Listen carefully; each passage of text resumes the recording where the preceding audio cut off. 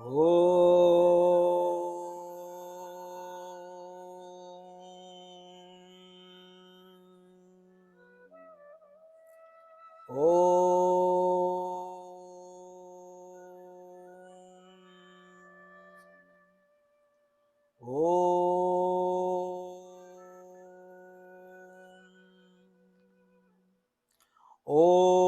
Shri Ganeshaya Namaha. Om Aim Saraswatyai Namaha. Om Shri Guruve Namaha. Om Bhur Bhuvaswaha Tatsaviturvarenyam Bhargo Devasya Dhimahi Dhiyo Yo Nah Prachodayat. Om Krishnaya Vasudevaya Hare Paramatmane Pranata Klesha Nashaya Govindaye Namo Namaha. Om Trayambakam Yajamahe Sugandhim Pushtivardhanam Urvarukamiva Bandhanan Mrityor Mokshiyamamritat. Om Shantihi Shantihi Shantihi. Hari Om Tat Sat. Welcome to all of you, divine souls. It feels good to be back. I know we took last week, we missed last week's Yog Vashish Satsang, but we were very busy doing other things needed in the community, and we were doing non-stop Bhagavad Gita for 8 days continuously, and we finished all 18 chapters for the departed soul. Some of you attended. May God bless all of us, all the departed family. May they find peace. And as we continue Yoga Vashistha, we are back on track starting today. Pitra Paksh is about to end. Tomorrow is the last day of Pitra Paksh, and then from 15th we have Navratri, 9 nights of mother worship. Mother worship, 3 nights of Durga Devi, 3 nights of Lakshmi Devi, 3 nights of Saraswati Devi, which fully blends with our integral yoga. Durga Devi represents energy, 3 days of Shakti, 3 days of Bhakti, 3 days of Mukti. And the 10th day is Vijayadashmi, celebration of the soul. So, beautiful time. We will continue this Sunday. I will see if we'll continue Bhagavad Gita or should we do Bhagavatam, since it's special event, special time for the Devi. We celebrate it 4 times a year, although October and March and April are the biggest events. And then there are 2 for 9 days celebrations, but they are in, they're called Gupta Navratri. Not many people know of them. So let us join our hands together, be in the present moment, thank God for the infinite blessings He has given to each of us, where we are enjoying this nectar of Satsanga and dealing with our day-to-day responsibilities also. Bada bhagi manav tan pava. It is a big blessing to have a human life and to have this insight where we understand what the true purpose of life is. Our humble prostrations to the all-pervading Brahman, to our worshipful Guruji, Swami JyotirmayAnanda Maharaj, to all the sages and saints, all the scriptures, all the holy pilgrimage centers, and to the divinity in each and every one of you. Ghat ghat mein hai sai ramata, katuk vachan mat bol re. There is God in every living being, everything that has consciousness. So with that, let us pray for universal peace. May there be happiness, joy, love, and let us all chant, even when we are not doing satsang, chanting Triambakam mantra during this difficult time where so many wars are going on, Ukraine and Russia, Israel and Palestinians and Gaza and all this stuff.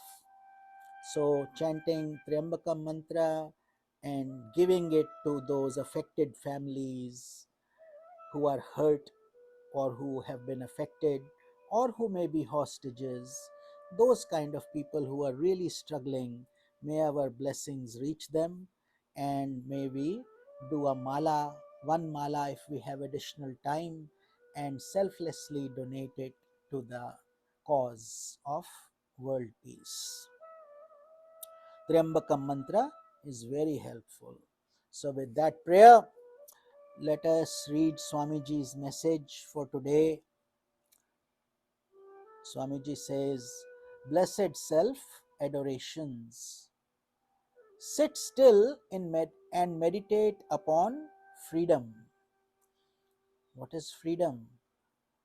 You don't appreciate it while you have it, but only when you lose it do you recognize the importance. Free, breathe deeply, smell the air, walk where you want, do what you want, have the ability to be yourself. Feel that you have left your body behind and you are all mind. So when you meditate, just like your cars are not inside your homes, they are in the garage or they are sitting on the outside, but you are in the home. Much in that manner, be inside, recognize your body, but leave the body outside. Shouldn't feel anything about the body. Just think you are the astral body.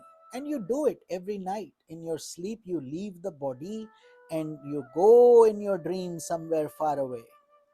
So think that you are the mind at this point and free yourself from the body confines. Let that mind then soar like a swan into the vastness of spiritual expansion.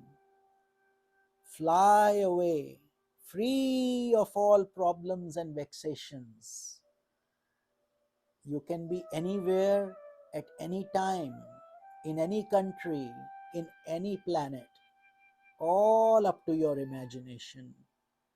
And if you have been to a certain place, the imagination becomes instant, very strong. No airline tickets needed again to visit that place. Close your eyes, be there, enjoy, connect with nature, whatever gives you freedom. But let aside your stress, your worries, and assert to yourself, tell yourself, I am free. I'm free. I'm not dependent on anything in this world. We come alone, we depart alone, and God has provided us with a lot of things we need for our evolution. Feel that the life within you is free. Everything you breathe deeply, freely. Think like that. Free like the breeze, blowing on through the varying conditions of pleasure and pain. When the wind blows, it whistles. You can even hear the sound of the breeze. You are eternally free forever, untouched by this world.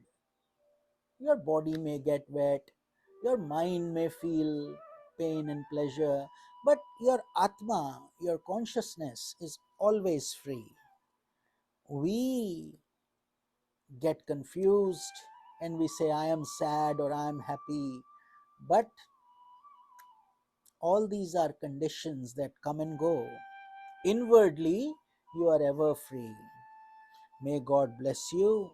Yours in the Lord, Swami JyotirmayAnanda. So Swamiji's beautiful guidance, which if we do during our meditations, there are many meditation exercises like this. many of them that we can do, and that give us, it works like a guided meditation. So when you read it, you close your eyes, contemplate on it, and go deeper and deeper. Sometimes people do japa, like they are doing their mantra, and then they go into a meditative trance. So some people ask, should we still do the mala, Swamiji? We feel like meditating. The answer is yes. Immediately stop it. Don't count the beads anymore. The whole reason of you doing that is you get to that moment of intense peace. It's like knocking on the door. You ring the bell. If the door opens, will you ring the bell? No, the door has opened. You are being greeted. So go in, go in. That is what always the idea of meditation, japa, all these things are. These are initial tools to help us go deeper and deeper. When we get to that point, then fly away till you come back. So may God bless you, yours in the Lord. Let us do our kirtan for today, and then we will continue Yoga Vashistha.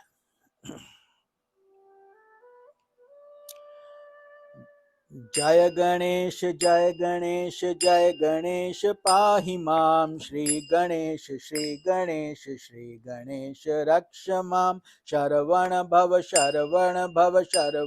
भव पाहि मां कार्तिकेय कार्तिकेय कार्तिकेय रक्ष मां जय सरस्वती जय सरस्वती जय सरस्वती पाहि मां श्री सरस्वती श्री सरस्वती रक्ष मां जय गुरु शिव गुरु हरि गुरु राम जगत गुरु परम गुरु सद्गुरु श्याम ओम आदि गुरु अद्वैत गुरु आनंद गुरु ओम चिद गुरु चिद घन गुरु चिन्मय गुरु ओम जगत गुरु ओम गुरु सच्चिदानंदा शंकराचार्य शिवानंदा ज्योतिर्मयानंदा ओम नमः शिवाय ओम नमः शिवाय ओम नमः शिवाय ओम नमः शिवाय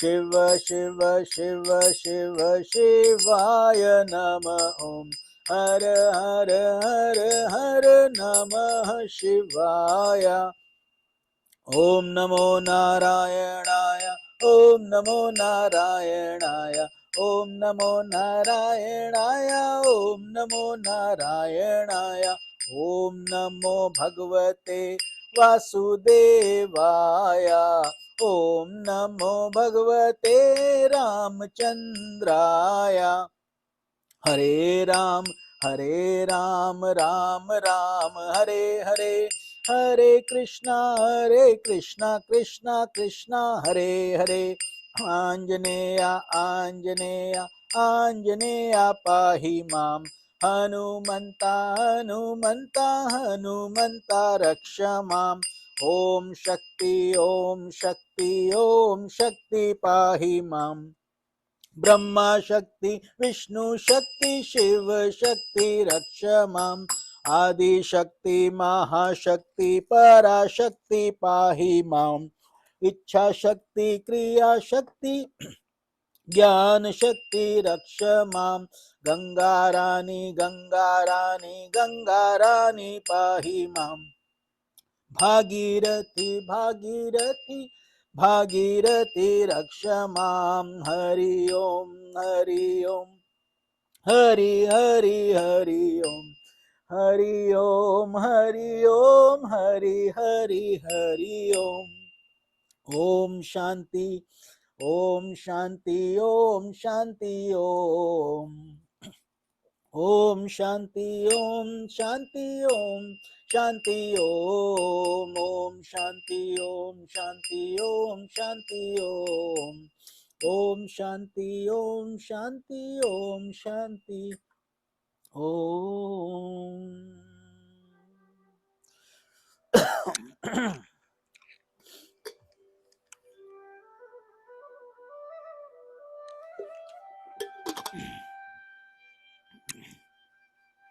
So we are on the concluding phase of Yoga Vashistha, Nirvana Prakarana. The whole scripture is about the glory of enlightenment, why we should do it, why is it worthwhile, what does a human body mean, and it has lots of stories within stories, details within details. It takes years and years to complete it. You can read it quickly, but to understand it, it takes a long time. So, Sage Vasistha and his disciple, none else but Lord Rama himself, King Dashrath's son. So, we are on section number 199. A sage performs actions for the well being of the world, and there are countless sages who are doing that, performing actions for the world. Whatever action is performed with a serene mind and an enlightened intellect is ever faultless, because such actions do not create karmic entanglements for the sage. Why? Because there is no more karma. It all becomes karma yoga, connected with God. Whatever the sage does, meaning enlightened people, whatever enlightened people do, they are beyond karma. Therefore, aspirants are guided to do more nishkamya karma. Do your action, but don't be too interested in the fruit of the action. Try to do more selfless seva, selfless service when possible. Of course, you have to earn and eat and pay your bills. All that's okay. That is part of dharma. But then a big component of our life should also be to help others and to focus on this moksha. Moksha means liberation. Sages are beyond that. They have passed that stage. Whatever action they do becomes a blessing for the universe. In this world, there are enlightened sages from different castes and orders of society. There are enlightened people in every religion, in every country, everywhere, but they are rare, very rare, because the masses are connected to the body, to the mind, to the intellect, to the sense pleasures. And these sages have done a lot of tapasya, penance, going against the grain to get to that state. And self effort is always needed. It never happens on its own. We have to put in our sincere effort. But it becomes easier once you become an aspirant. When you become advanced, just like you're learning swimming, it is very hard because you can drink water, not like it. Some people quit, they can't do it. Whereas those who are persistent, who go through the process, then they start enjoying the journey, isn't it? Swimming becomes fun, then they look forward to it. Much in the same way, when satsanga becomes fun, joyful, then your progress becomes spontaneous. जल्दी होने लगता है कार्य. Accordingly, they conduct themselves differently. Different sages, different countries, different languages, different wearing habits, different talking, different things. But one thing is common, that they are all enlightened. They have all attained the glory of the self. So, therefore, nothing is contradicted. They can continue whatever faith they have, they can continue whatever foods they like, Nothing changes. Accordingly, they conduct themselves differently, and yet they are all ever liberated. How? Because of purity. So, nothing will change at the practical level when a wave is still a wave. It will come out of the ocean and merge back into the ocean. An enlightened wave, however, knows it is ocean. It is not the wave anymore. So it is not different from the ocean. It has known that, and therefore it is no more afraid of falling or breaking or what will happen. It knows it's the ocean only. But yet externally, it appears exactly the same to people. When somebody is looking at 10 waves, they will all look the same, isn't it? Only one of them knows it's an enlightened wave. So, this is very much the situation with sages and saints, also with enlightened people. The world will always view them as masses. There are royal sages such as King Janaka who rule kingdoms and yet they are ever detached from the world. Look at this. No restriction. It is not that only the poor will attain enlightenment, not the rich. Anybody with a good heart, sincere effort can get to that point. As we see, King Janaka was Lord Rama's father-in-law, Sita's father, Mother Sita's father. And I've been there. I've been to Nepal, and there's a place called Janakpur, where Lord Rama and Sita got married. I've been so blessed. I've been to all these places in the Ramayana, whatever we read. I have been to Hanumanji's home where he was born, and I climbed 600, 775 steps. You get the energy. You don't know how. I mean, it's amazing how I went to Gomukh. Gomukh is the place where Ganga starts. Some of you, I think, were watching my daily videos. I was trying to post from India, and I have a desire next year also to go. We will see how divine plan works out. There are sages among Brahmins, among Kshatriyas, Vaishyas, Shudras. So sages, saints, there is no qualification to say you have to be born in this family or in this culture. You can be anywhere. You can be a Brahman, meaning the highly intellectual class, Kshatriya, a warrior class, Vaishya, a merchant class, or a Shudra. Shudra is the serving class. They perform different duties. An enlightened Brahman performs duties such as conducting worships of God, studying, disseminating the teachings of the scriptures, all that. That's why Brahmins are very highly regarded in India.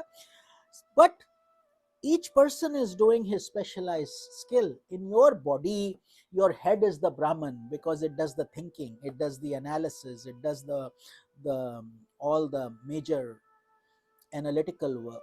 Your arms are the Kshatriya, they do the defending, the fighting, the work. Your stomach is the Vaishya, you to feed it, you have to earn. And then your legs are the Shudra, they serve the whole body. So it becomes a holistic process. Same in the same way, enlightened people can be from any caste, any tribe, any country, any religion, doesn't matter. But once enlightened, they are all universal. Then they are not bound by these little threads of culture, religion, race, and all. Practically, the body will live like that, but then ultimately they have all transcended. In the same manner, sages from other castes perform their different duties. There are some sages who abide in forests, far away from human associations. They live all by themselves. Some of them are in high up in the Himalayas where we can't even think of going. Every step is dangerous, full of snow and storms. And they live there, where they practice intense meditation and live with the deer and other animals in the forest. That has become their nature. There are other sages who live in holy places like pilgrimage centers, or in the ashrams of great souls, where they devote themselves to the study of scriptures, meditation on the self, and dissemination of spiritual teachings. I was blessed very much last year because I stayed in these ashrams that I'm reading to you about. I lived it. It's very beautiful. You wake up at 4 o'clock and there is this beautiful chanting. Below, you can see the Ganga river from the Shivananda ashram. I know Yogini ji always posts about different saints and sages. Krishnananda ji, Chidanand ji. I have met them in physical form. I must be their blessings. That's how I came to Swami JyotirmayAnanda ji, Maharaj, and all these beautiful people. But these ashrams, and then there's an ashram in Uttar Kashi. It is about a 7-hour drive higher than Shivanand. Shivanand ashram is in Rishikesh. Most foreigners only know about Rishikesh, but Uttar Kashi, Gangotri, it is about another 8 hours to 9 hours drive uphill, high up in the mountains. You go up another 4,000-5,000 feet. Must be around 15,000-16,000 feet high. So, and over here Lake Tahoe is what, 6,200 feet. So the elevations in the Himalayas are 3 times higher. Very cold, full of snow. You can see snow peaks and everything. But the river Bhagirathi river flows behind that ashram, and they're following the traditional rules. They wake up, like currently we have Shankarji and Meeraji. What time is it there? You can type in Shankarji if you are awake, if you are listening. What is it? 4:45 in the morning. So um, that way most people wake up, and 5 o'clock the chanting starts. It goes on till 6:15. Then you have a cup of tea. That life is, I tell you, it's priceless. Not that we can't find it over here. We can create that environment anywhere, but when you have that kind of serenity that they're talking about, definitely, if one can afford it and one has the time and can take vacation time, it is highly recommended, because that transformation of the body, mind, and away from your environment in a different holy place will give you a boost for sure. Some sages renounce their homelands and live in foreign lands, while others roam from one forest to another or from one city to another. They are called parivrajik. I met some women saints like that also. So it's not just even though India is a fairly male dominated, spirituality is used to be a very male dominated field, but now you see a lot of women folk are also welcomed, and they are attending. And I met 2 female saints in the Himalayas, deep in the Gangotri area, um, where we could not last there for 5 hours straight, and they have been living there in like a little hut, and all they have is faith, energy, and a radiant smile. I think I posted some pictures of them also in my journey to India. So these things are not stories. This is why probably when I tell you these things, I am blessed to witness them in physical form also, and that makes a big difference. It's like a picture of food versus eating the food. So it's very joyful living in the ashram. And I didn't live for 1 or 2 days, I lived for 3 weeks in one ashram, 3 weeks in another. So 20 days. That gives you a good flavor of the place. You get to roam around, you get to know the people, you get to serve the ashram. So that's what they do. So some of them just roam, some of them, Swami JyotirmayAnanda Ji Maharaj, were another very well-known saint in America. He created the Chinmaya mission. His Guruji was Tapovan Maharaj. Tapovan Maharaj, one means forest, Tapo means penance. So he did so much tapasya that, and he would always go with just a big gown and with empty hands, and he would go in places where there would be lions and tigers and the food and all kinds of dangerous things, but he loved the mountains. And always he would not have, he didn't have a backpack like us, carrying so many things. What if I need this, what if I need that? He lived his life like that. Can you believe that?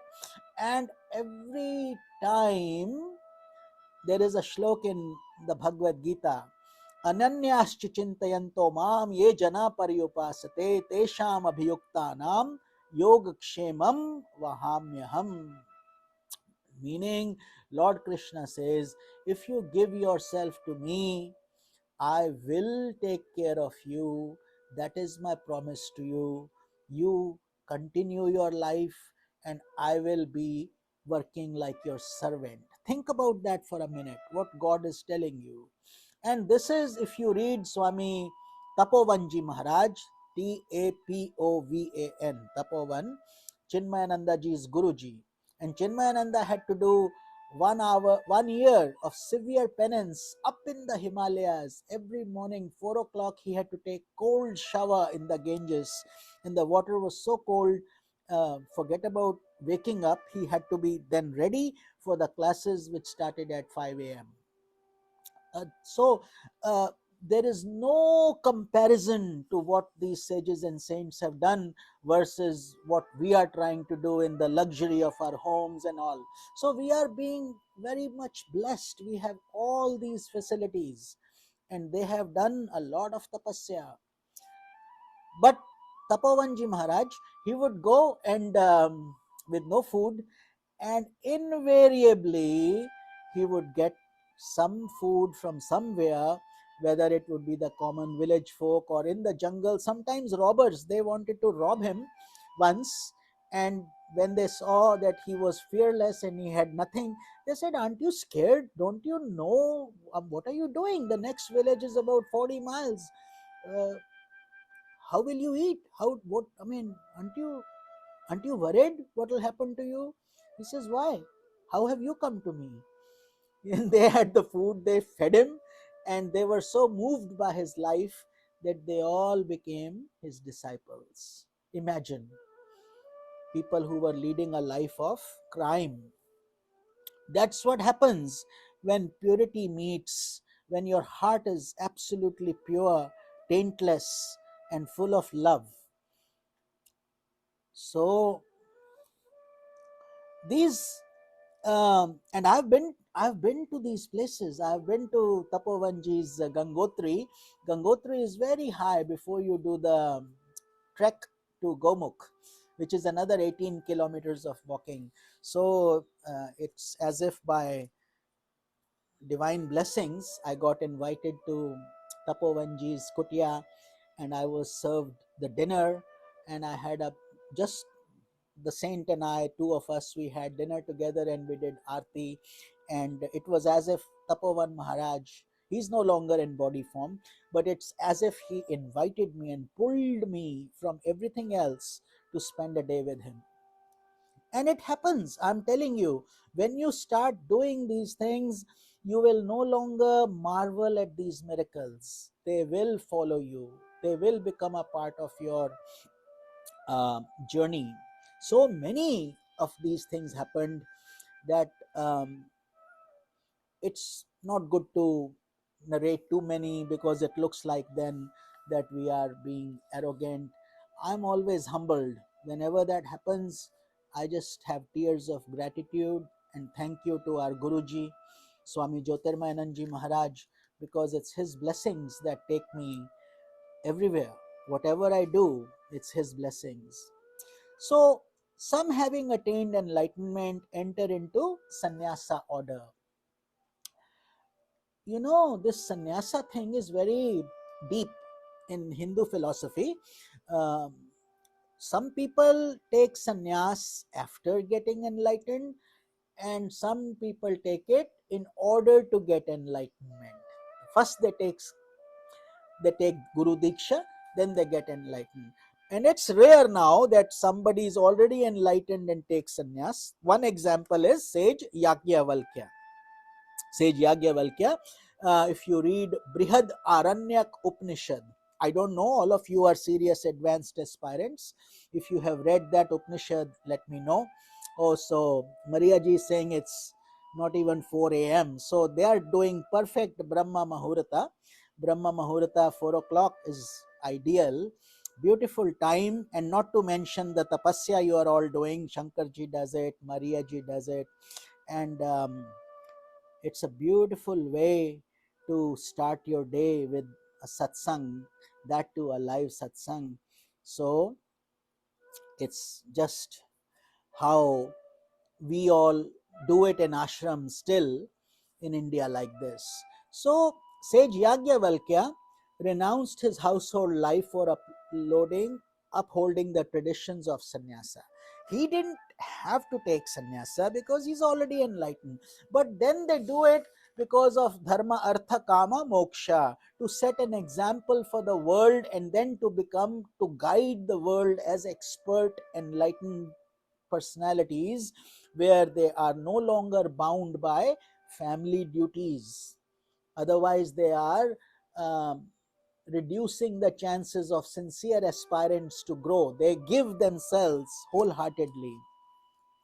There was a sage, Dadichi, who gave up his whole body even. He gave up his body for the Devtas because they needed to make a weapon and to kill the demons. Such is the glory of saints, such is their graciousness, their love for humanity, that they even give up their body gladly if they have to. So, here in this chapter, we are being exposed to different saints, different enlightened people, how they behave, which culture they are from, what they look like, what they do. So, some attain enlightenment in brahmacharya ashram, celibate stage of life. So, it all depends. What have you done in your past lives? What did your karmas look like? What have you already brought with you? And what you are earning and putting in now. So it's a dual force effect. All of you who are sincere aspirants have not reached here by mistake, by chance. You have been working on this for a long time, long time. And those of you who are blessed with a guru, I think Yogini ji said it all in today's post. Those who have read it, Guru Brahma, Guru Vishnu, Guru Devo Maheshwaraha, Guru Sakshat Param Brahma, Tasmai Shri Guruve Namah. There is no comparison, no second. Doesn't matter how intellectually adept, smart you may become.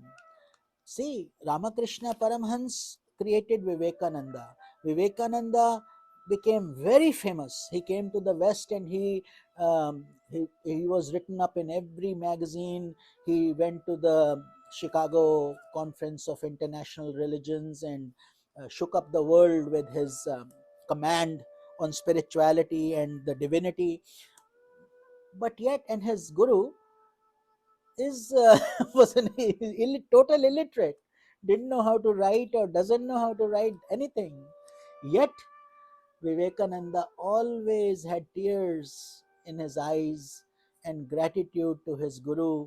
Because of him, he reached where he was, became what he was. All this worldly success, this intellectual knowledge, and the money we make, and all that means very little.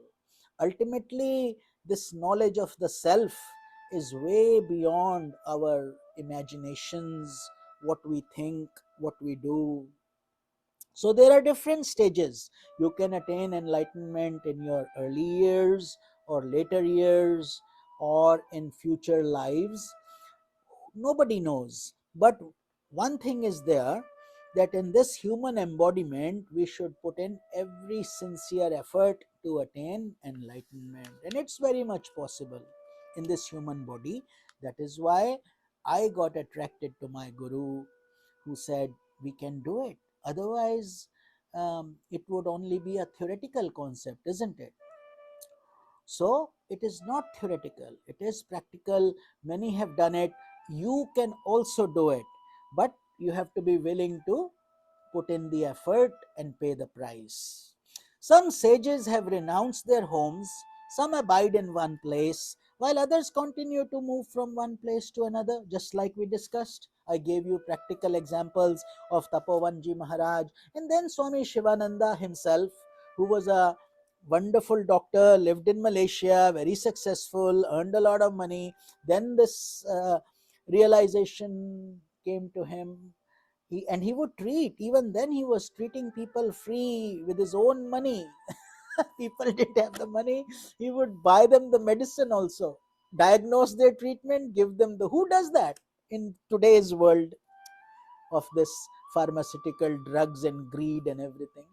So he then had this calling, and he did everything, created this ashram, and today that Shivananda ashram is beautifully glowing with glory, success, and they have branches all over the world. When Swami Shivananda had started, he had a small little hut from where he started that this whole concept, and young kids would come, 21, 22 years old, like really raw and young. Our Guruji was only 21 when he went to the ashram, and 22 he took sannyasa.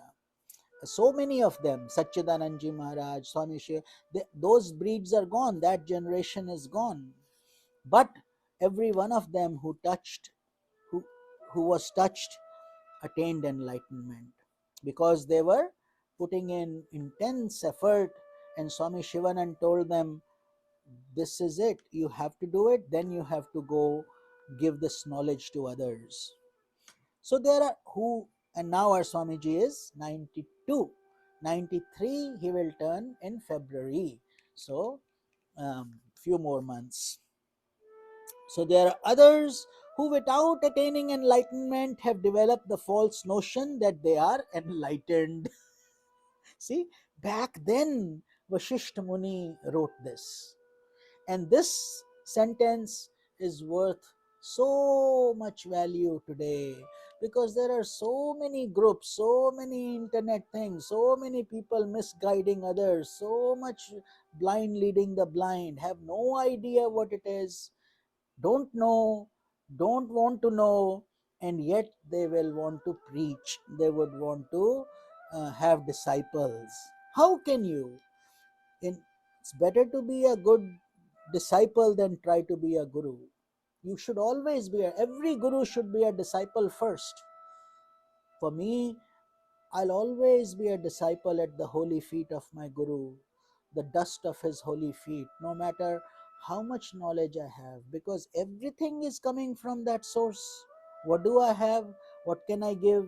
So through his grace, Guru Sakshat Param Brahma, Guru Kripa, there is the shloka, they say, Dhyana Moolam Gurur Murtam, Puja Moolam Guru Padam, Mantra Moolam Gurur Makyam, Moksh Moolam Guru Kripa. Dhyana Moolam Gurur Murtam. When you should look at your Guru, you should get into a trance, like you are looking at Krishna or your deity, whatever your favorite Ishta is, or your favorite site, Dhyana Moolam. It should do that to you. Dhyana Moolam Guru Murtim, Puja Moolam Guru Padam. Guru's feet should be the most cherished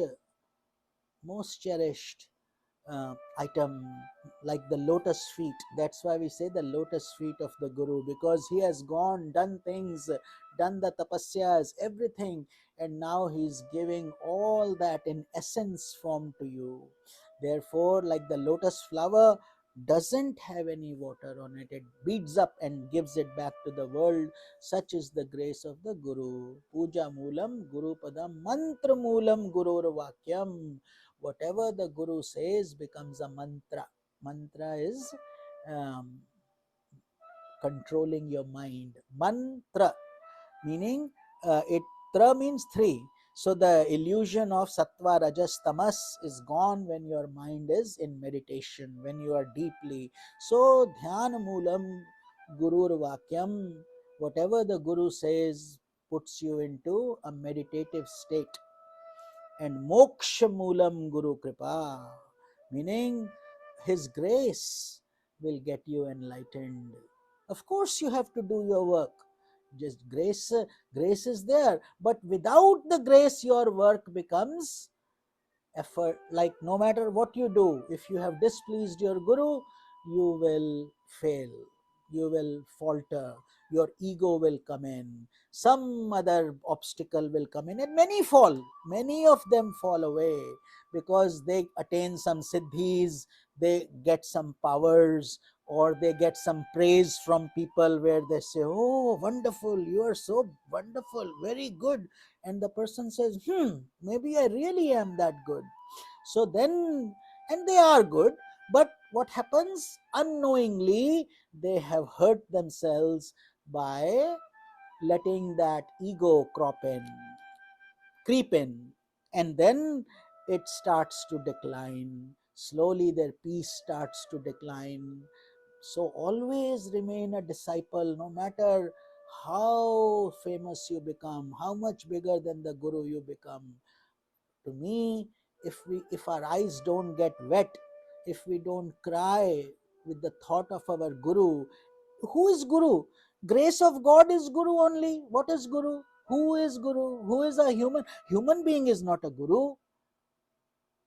Please understand, it is the divine grace of God, like that Swami Krishnananda ji's post today. When God is pleased, he will bless you with a Guru. You have not done it. The energy within you, something makes you do it, and that energy is beyond you. That is what this whole concept of, and it is very misunderstood, of course, because people who are not at this level, that's why this is a yoga vashishta is not for average people, I will tell you. It is for serious aspirants. That's why we are all, you are waking up at 4, some of you in the morning, and attending it, because there is this hunger, this urge. Average people will not have that urge, they will be sleeping. So that means there is some previous punya, lot of merits have come to all of you, each of you who are sincerely doing it. And no matter what you do, few decades from now, 40, 50 years from now, we'll all get old, we'll all pass away one at a time. What will remain is what you did while you had the time and the option.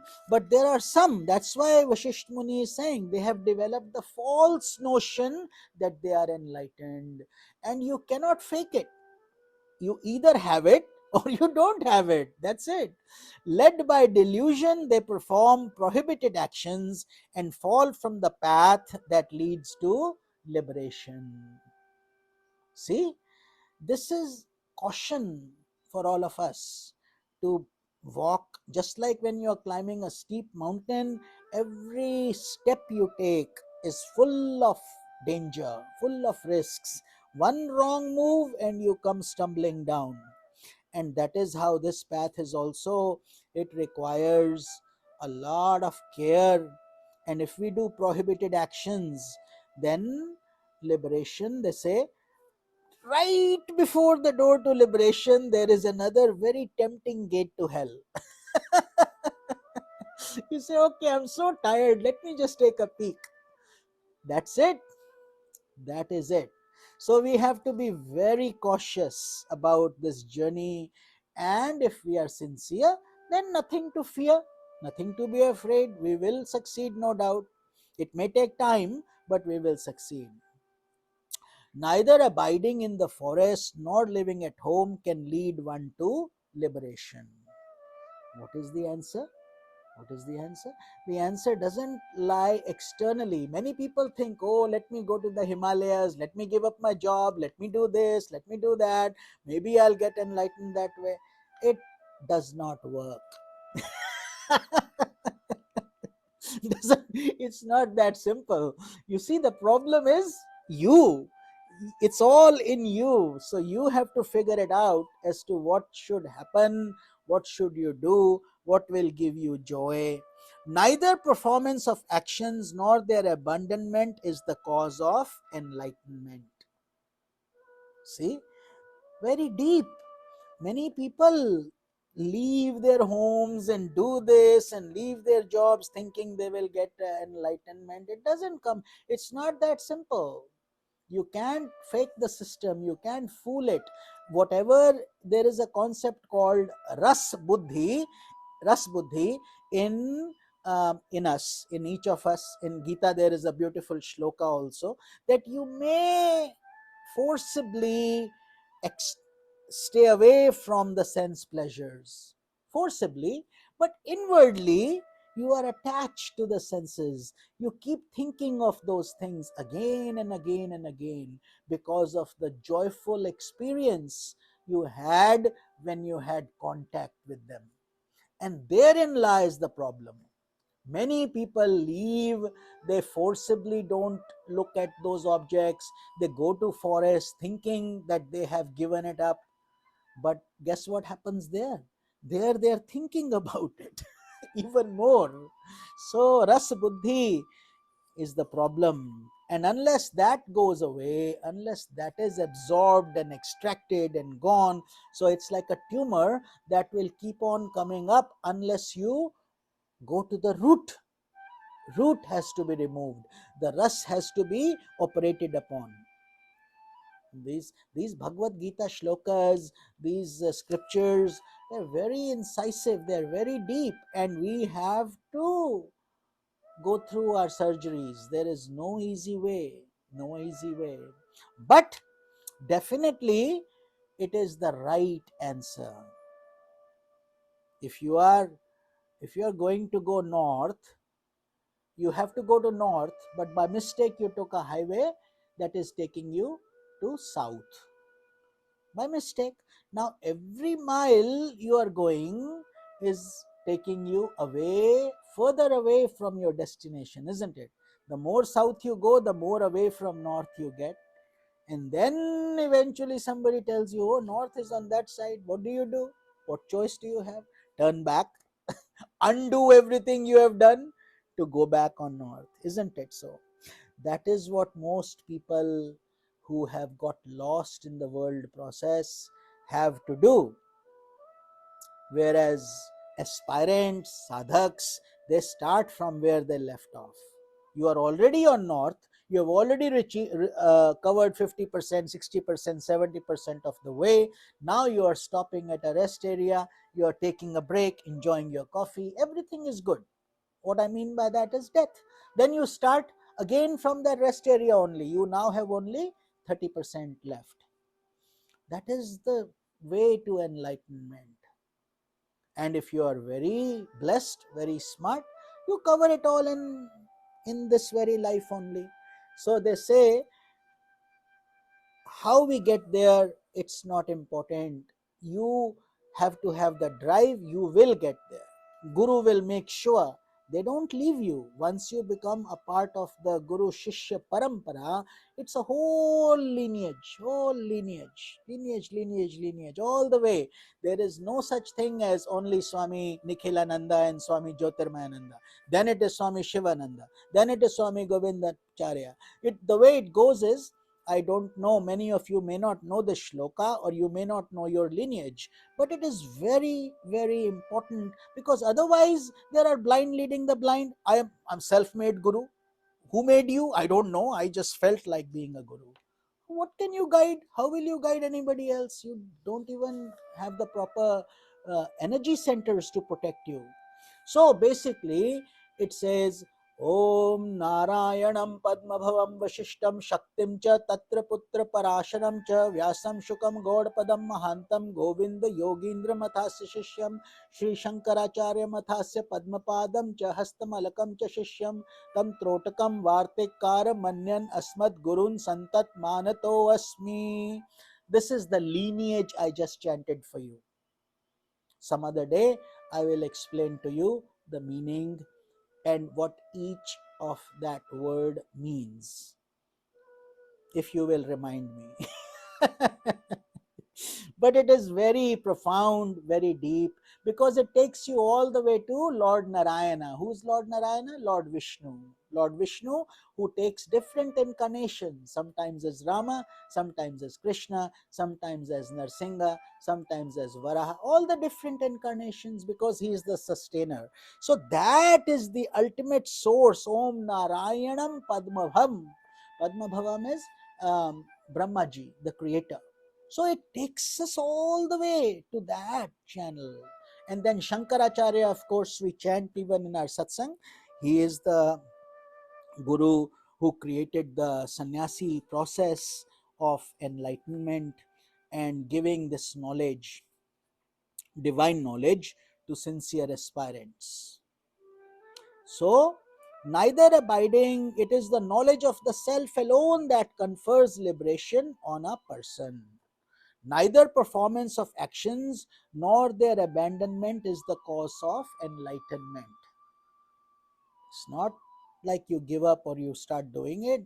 It is the knowledge of the self alone. It's called Jnana Yajna. That's why we are doing Jnana Yajna. That's why we are putting in the effort. That's why we are so sincerely all coming together and trying to figure it out. What is the journey of our life? Out of all the, so many people may listen to it, but how few of us are seriously thinking? For everybody else, it's a marketplace. I'm browsing, looking at this shop, that shop, and then something else seems more attractive, you just go. So it is the knowledge of the self alone. Once that light comes from within you, it is unmistakable. Nothing else can change your mind. You know. He whose mind dwells upon the objects of the world is immersed in the world process, isn't it? Who's only thinking of the world is he deeply in the world process, even if he does not perform actions, whether good or evil.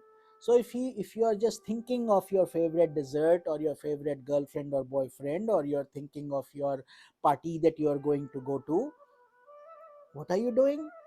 You're physically sitting on your chair in the office, but where is your brain? Where is your mind? Where are you going? That is what is important. The mind that delights in the taste of sense enjoyments is like a bee on a honey jar, isn't it? A honeybee loves to make honey, and this honey is sense. To some, it's sense enjoyments, and to saints and sages, it is satsang. It is the glory of this knowledge, the divine divinity within. So it depends on what side of the fence you are on. It cannot be driven away easily. However, it is by wisdom that the mind can be turned away from the objects of the world. It's not so easy to turn the mind away because it has to be trained. This is like a stubborn, arrogant, wild horse.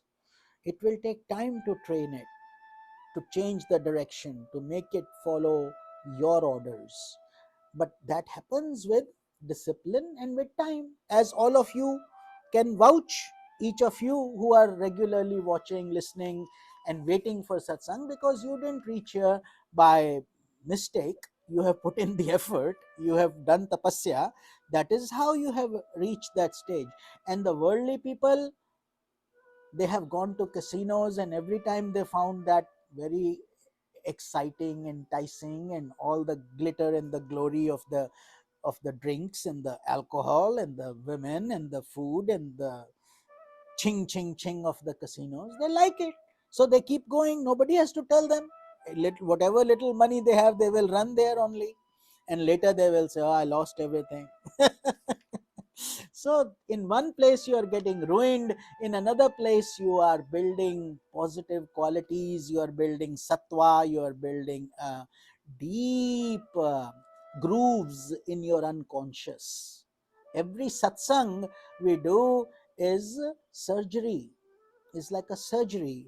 We are um, clearing up your blood vessels, the blockages of the arteries of the world process are being cleaned, and this keeps us healthy, holistic, happy. And that is why we need to currently continue to do our sadhana, continue to be healthy. After we go home, after the surgery, the doctor will say, now be careful, take your medications, take care of your health, go for a walk, build some heart muscle, exercise. Much in the same way, we have to do our sadhana, our satsang, our effort, and then we will be on the right track. Led by good karmas of the past, one becomes inclined to satsanga or good association.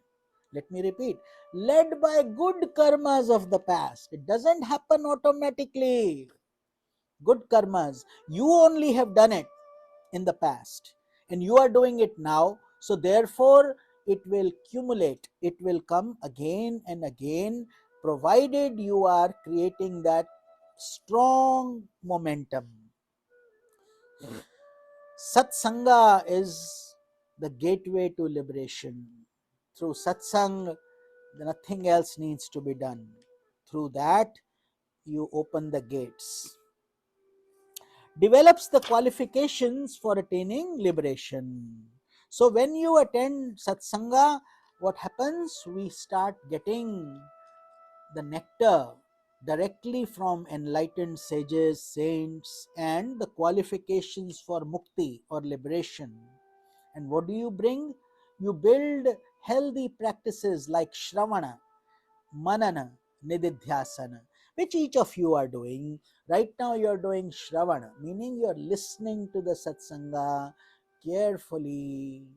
I like it when sometimes Maria ji says in the YouTube videos, I listen to it, but I want to listen to it one more time. That's very good, because that says, let me go deeper, let me understand it. And Yogini ji and I have all these conversations also, because if you want to grow deeper, just listening one time is not enough. Sometimes you have to listen to the same thing 2 or 3 times. Sometimes with Swamiji's lectures, I keep on going back and back and back because I miss some important insight. I have to do it 5 times sometimes. I do it too. So don't think you are the only one doing it. It's a very healthy practice actually.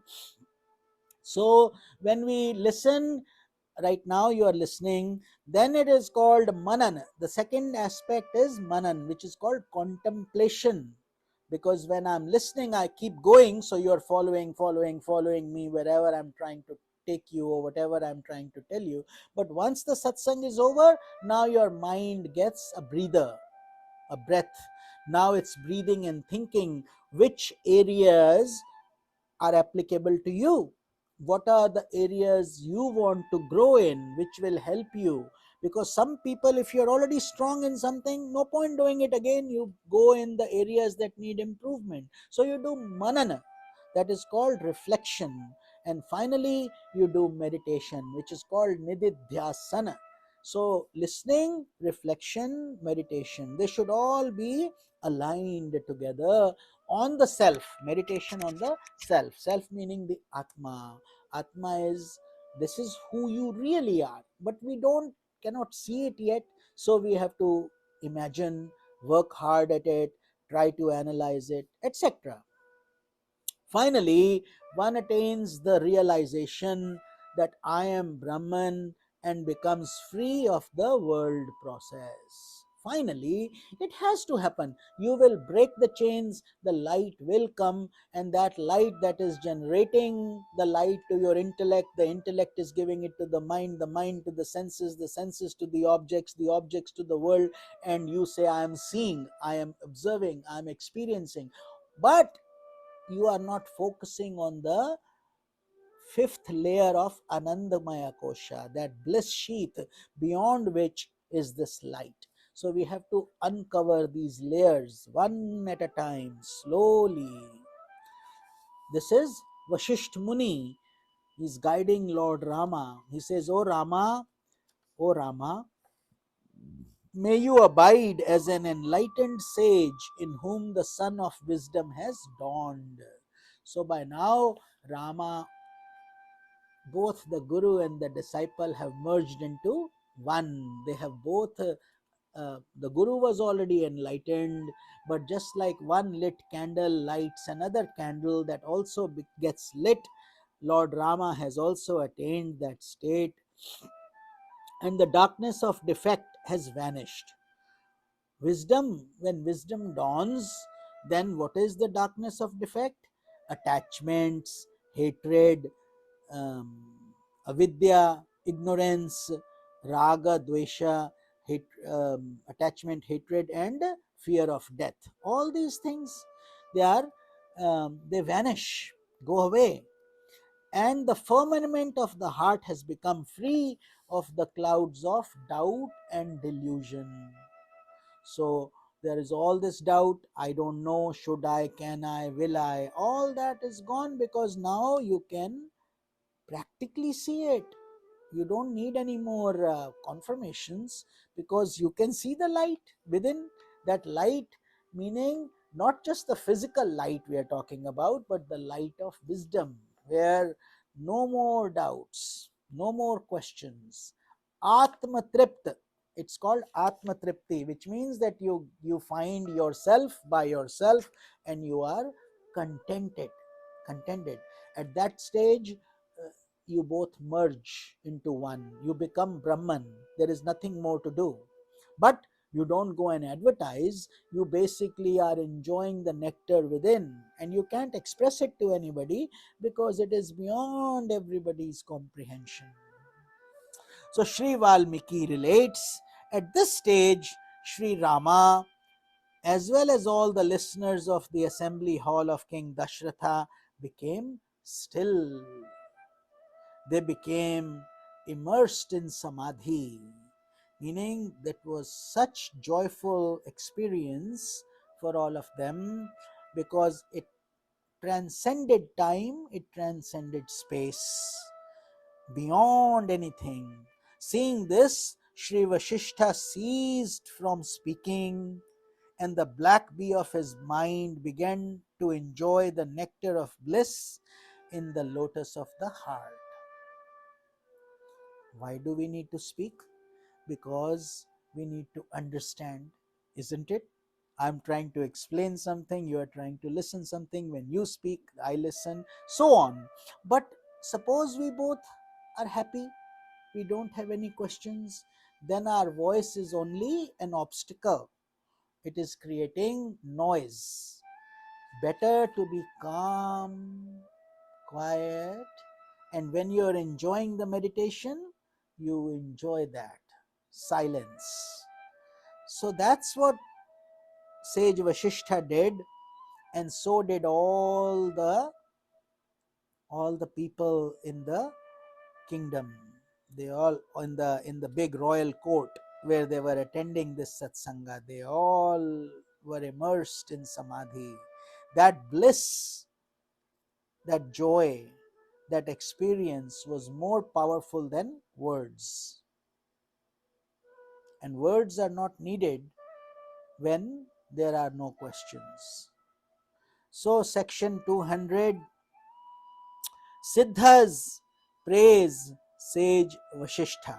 Siddhas are enlightened beings. Siddha Purush means they are already, all of them are enlightened, but yet they also enjoy the satsanga, because they want to see other people succeed, and they want to enjoy the glory of that creation and that miracle that they have attained again and again and again.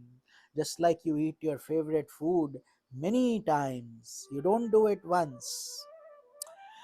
Sri Valmiki said, "O Bhardwaja," Bhardwaj Rishi is a they're all like the seven sages, they're all famous saints. O Bhardwaj, when Sri Vashistha concluded his teachings pertaining to Nirvana, there arose a great clamor of the Siddhas and celestial beings began to shower their praises on sage Vashistha. So now, as the teachings have concluded, all the siddhas, celestial beings, everybody is full of gratefulness and praise. In addition, the celestial beings sounded their trumpets, and the mingled sounds echoed with the surrounding mountains. So, that was the glory of that feeling where even the gods came down to enjoy this beautiful experience. Gods showered flowers from all directions, and everywhere the flowers fell like snowflakes from the sky. So it was such a divine experience for everybody. The Siddhas from the heavens, and celestial beings, Siddhas, and also all the royalties in the court who were none other than the Gurus and Dashrath and Lord Rama. The assembly hall was covered with flowers. The mountains resounded with the sounds of heavenly trumpets, drums, and other musical instruments, and the pollen from the flowers had covered the face of the sky. The very atmosphere was laden with heavenly fragrance. That's what they say. Even when Lord Rama and Lord Krishna were born, they say lotuses started blooming at night, and spring season came during winter time, because all of nature celebrates that occasion. They break their rules for divinity. They don't follow the local order anymore, because they all want to honor this beautiful occasion, that beautiful time. So, this is what happened in this case. All the heavens, gods, and all the musical instruments that you can imagine were all in synchrony and beautiful environment. Not only the listeners from the assembly hall, but even the birds and beasts lifted their heads with a deep sense of awe. We sometimes discount these animals, but they're very sensitive. They know. Where I grew up in India, in Kirtinagar, um, there is a there's a dog. I don't know if he's alive anymore, but he uh, Tuesdays, as you know, is Hanumanji's day, right? Most of you know Tuesday and Saturday, but Tuesday more so.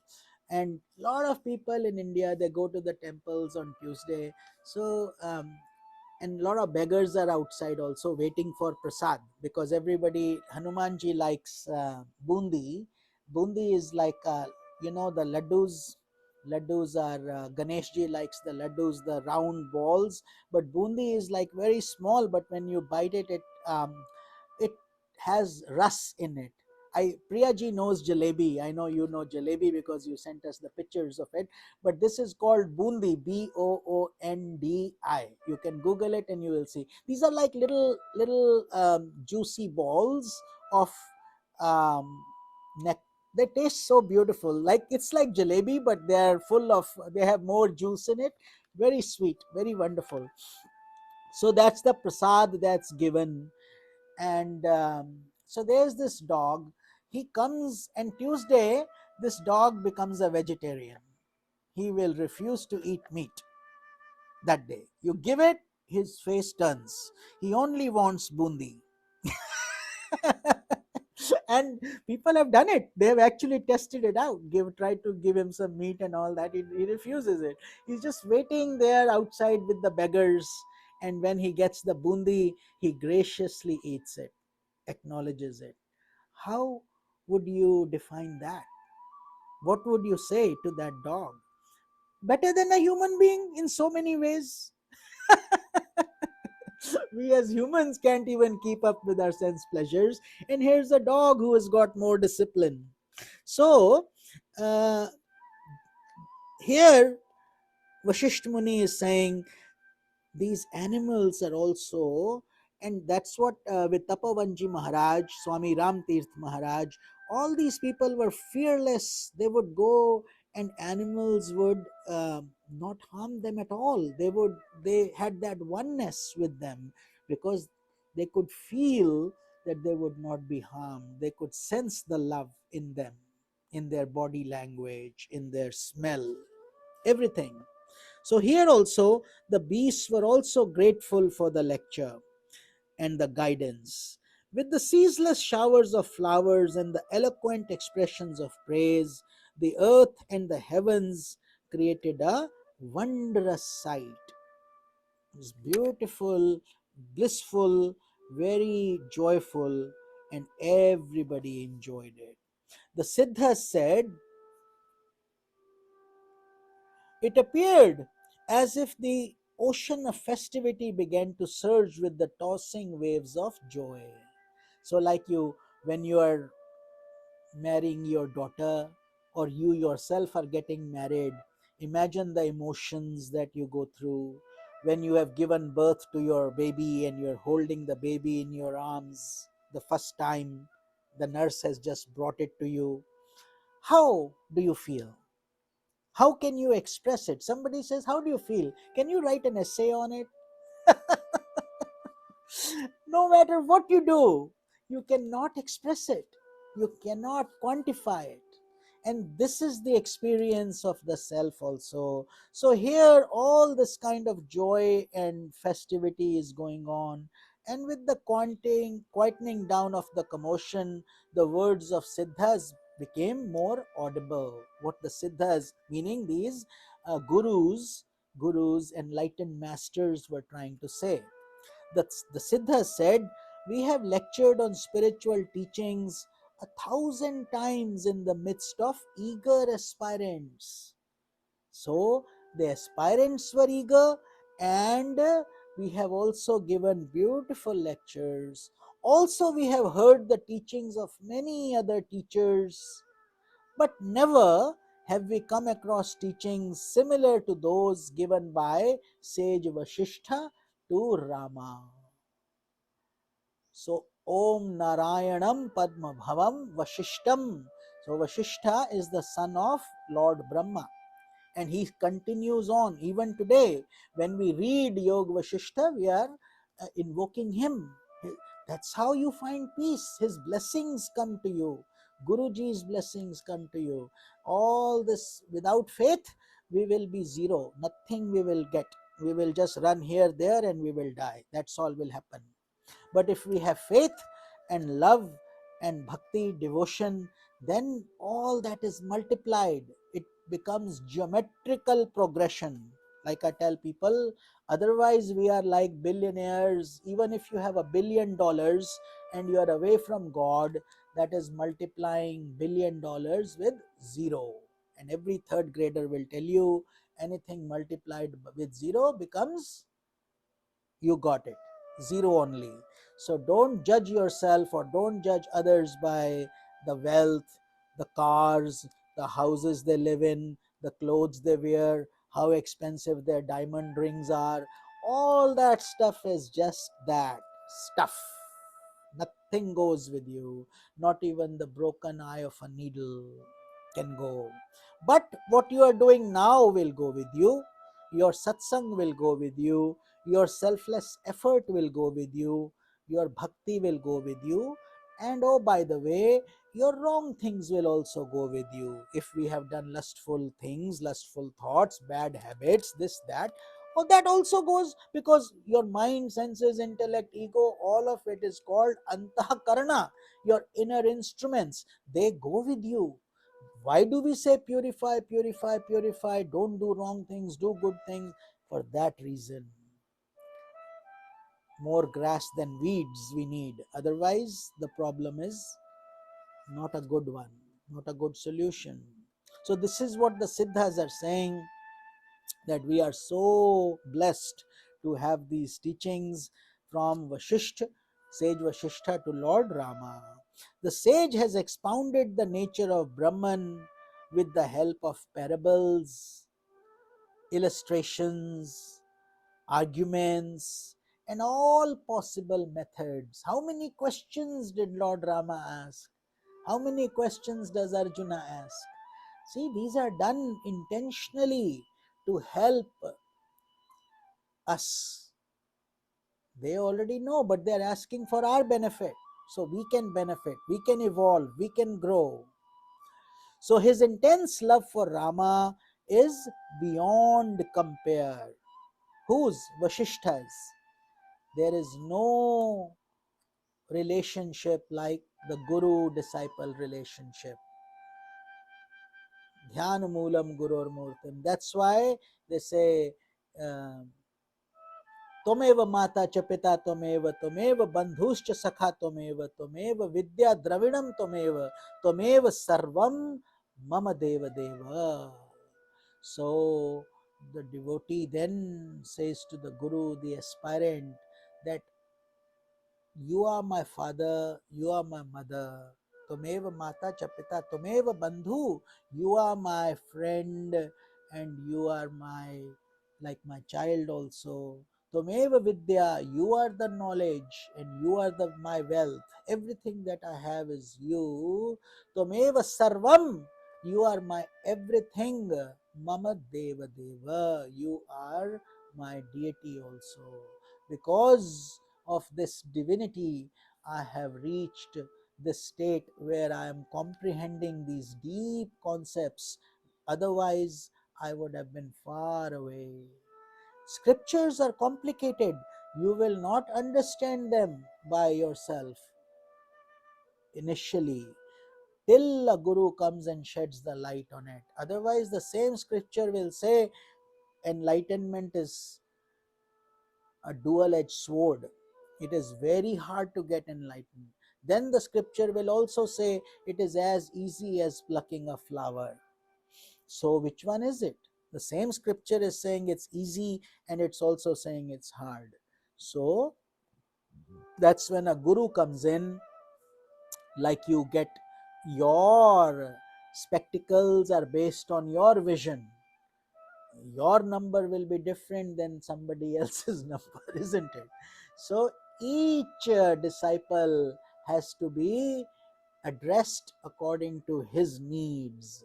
There is no such thing as a one size fits all in spirituality.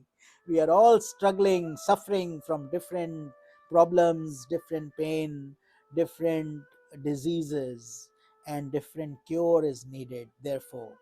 So in this case, his intense love of Rama, which is because he is Rama's guru and he is caring so deeply for him that he is giving, like we say, God is like a million mothers combined. That's a metaphor. I mean, your one mother is so sweet, she will give herself, she will feed, stay hungry, so you can be fed, isn't it? But God is million times more compassionate than the human mother. Why? Because he has created this world and he has created you.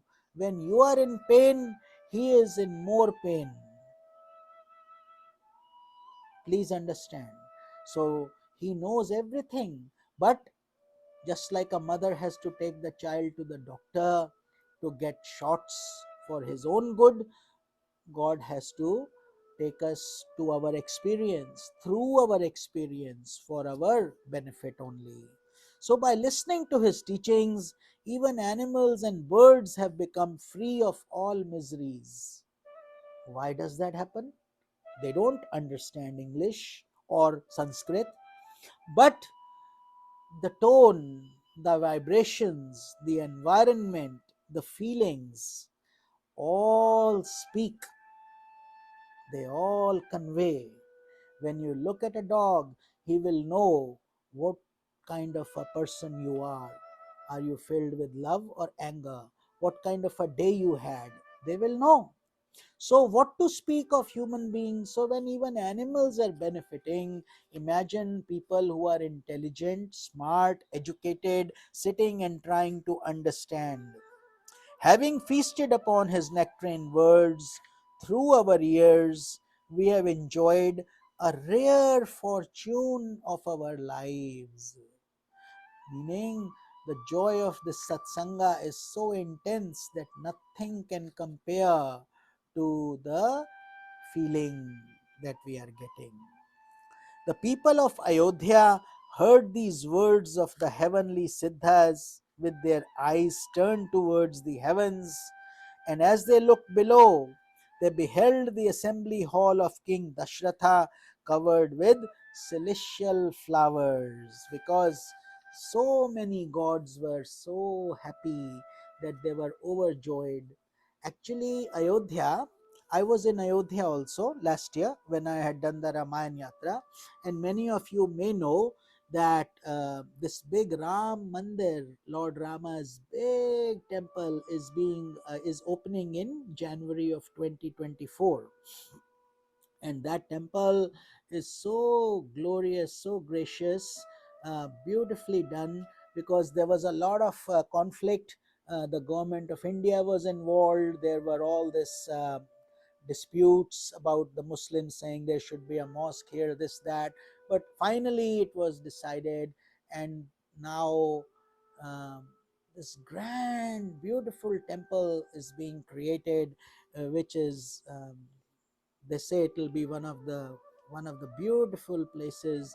So that will be Lord Rama's home. But back when this in Treta Yuga, when these scriptures were written and Lord Rama, they had all these things and much more, much greater opulence than we can ever imagine.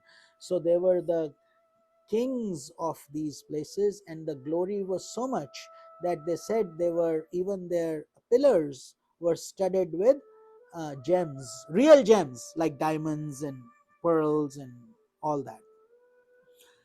So that is will come open again in January. Those of who are lucky enough to go um, will can actually visit that place.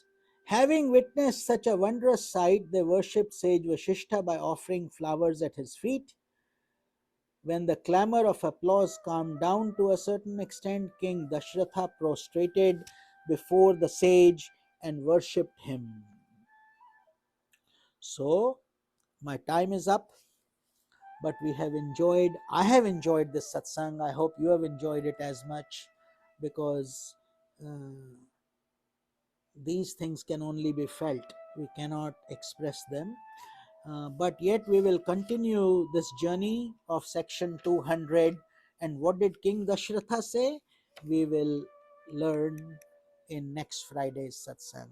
So this is, let us sign off now, do our arti together, and we will conclude the satsang. We will see you Sunday morning for Bhagavad Gita. For the next 2 weeks, we will be doing it from here only, which is even good. Personally, I think for us it's a great blessing, because then we are not time constrained so much. Because then, but that is also good in a way, because then we get to meet people in person. But here, um, next 2 weeks, Navratri is going to happen. So please continue your prayer sadhana. Very auspicious time for the Divine Mother. Those of you who are following, continue that journey, and we will see you on Sunday morning at around 11. We will start. Okay? Hari Om Tat Sat, Hari Om Tat Sat. So let's do our Aarti, and then hopefully all of you are doing well with your health and everything. So blessings. Tomorrow is the final day of the departed souls puja that we talked about. So Hari Om Tat Sat. जय जय आरती विघ्न विनायक, विघ्न विनायक श्री गणेशा। जय जय आरती सुब्रह्मण्य, सुब्रह्मण्य कार्तिकेया। जय जय आरती वेणुगोपाला, वेणुगोपाला वेणुलोला। पाप विदुरा नवनीत चोरा। जय जय आरती वेंकटरमणा, वेंकटरमणा संकट हरणा। सीतारामा राधे श्यामा। जय जय आरती गौरी मनोहर, गौरी मनोहर भवानी शंकर। सांबा सदा शिव उमा महेश्वर।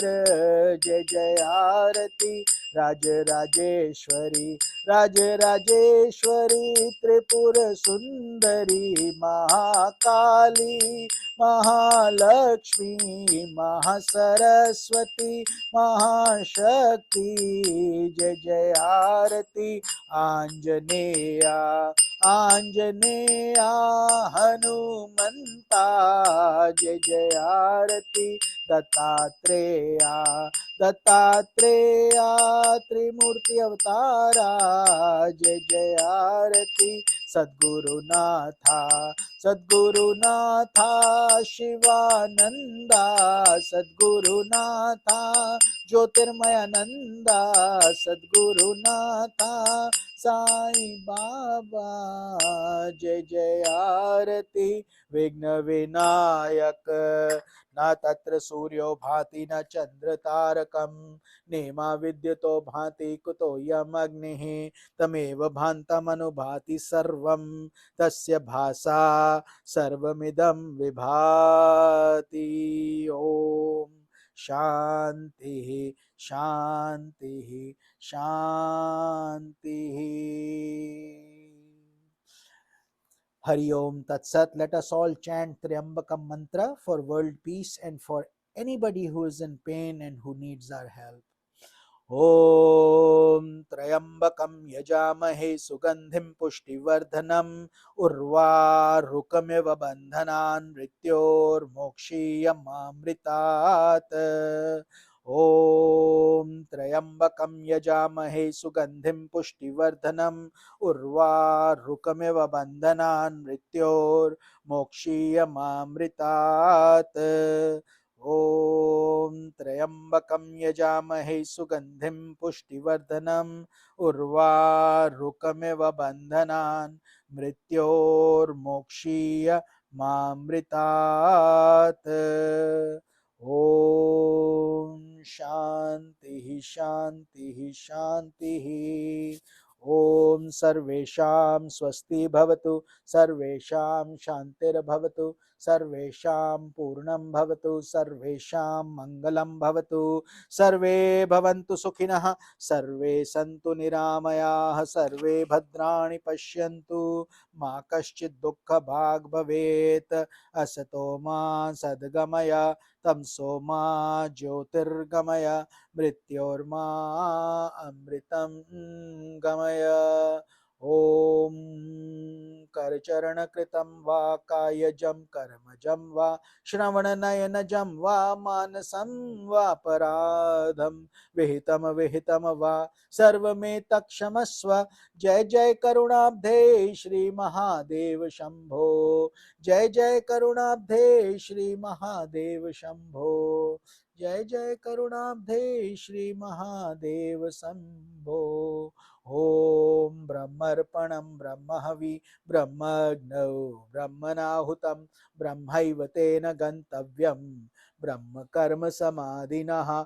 अहं वैश्वानरो भूत्वा प्राणिनां देहमाश्रितः प्राण अपान समायुक्ता पचामन्यं चतुर्विधं।